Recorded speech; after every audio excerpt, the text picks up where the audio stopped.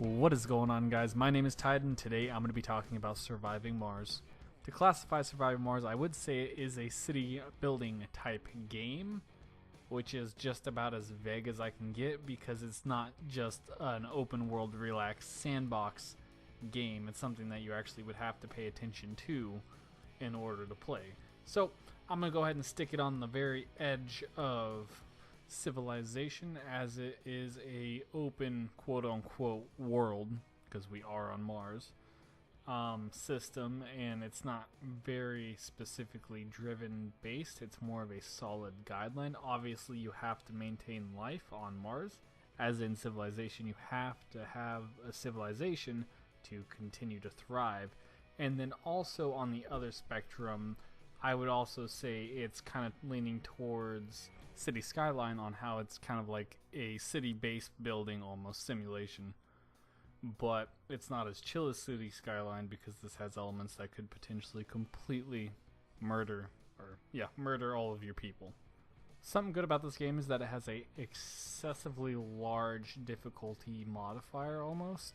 You can make it so easy to the point where it's almost impossible for you to lose, and then you can make it almost to the point where it's 100% constant hassle to do things, which, I mean, depending on what kind of playstyle you like playing, if you like things being handed to you, or if you like fighting for what you want, I could see how this could appeal to both players. Surviving Mars also has a skill tree based system. It's kind of like, a lot of games implement skill tree systems, like Skyrim has its own ability tree, and Fortnite has its own progression tree, or whatever it is. This game isn't as advanced or in depth with the skill tree as like Skyrim or Civilization, but it's not so dumbed down like Fortnite, where you only have a couple different options. I would say this kind of has a lot of skill trees down. I think it's 5 different skill paths, I guess you'd call it. And then there's also things you can get to completely randomize them, so it makes it even more difficult to get specific things you're looking for. One of the things that makes this game a little bit interesting compared to like Tropico or something like that would be that the resources are limited, specifically limited, like not a plushie amount. Like if I drop myself on an iron deposit, because from all my solar panels I need iron to repair them because everything wears down and needs maintenance. If I drop down something on that, it has to have humans to work on it, so I have to drop a dome by that bitch. I drop a dome by it, but once that iron's run out, then it's just people living with no jobs. I mean, obviously I could switch things out, but I'd also have to transport the resources over to them. So it's kind of just like constant hot swapping domes, which the way I found out, or the best way I found doing it, was to kind of, as some things get low, find another spot, drop a dome, get that stabilized, and then casually start removing everyone from the dome that's running out of resources, keep the essential workers to keep the dome itself going and mining the rest of those resources.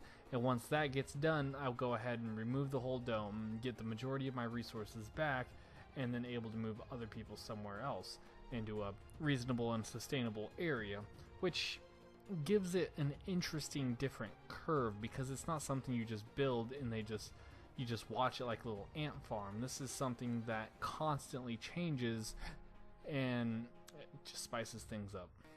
One thing I feel like isn't significant enough in this game is the pioneers that come to Mars itself. Yes, I remember the first time that my last original pioneer died, which only took like 30 something days, which was pretty sad because that means he lived a month on Mars and died of natural causes. He died of natural causes. But he died of natural causes, and it was just like, rip, continue moving on. I mean, if everyone dies, usually if you're playing on an easy difficulty, you can just casually pay for more ships and get them. And I understand that has to do with the learning, or not learning curve, but the learning, or the difficulty level itself. I just feel like the mental stability of your individuals and the life of your people isn't as significant as it should be. Because, I mean, sending people to Mars, you want to keep them alive. I would assume you'd want to keep them alive. They're human beings. But in this, it's like if they die, they die. It's not a big deal. Let me know what you guys think about surviving Mars down in the comments section. If you guys have any questions, comments, or open criticism, go ahead and drop them down there too. And if you guys want to see more, subscribe.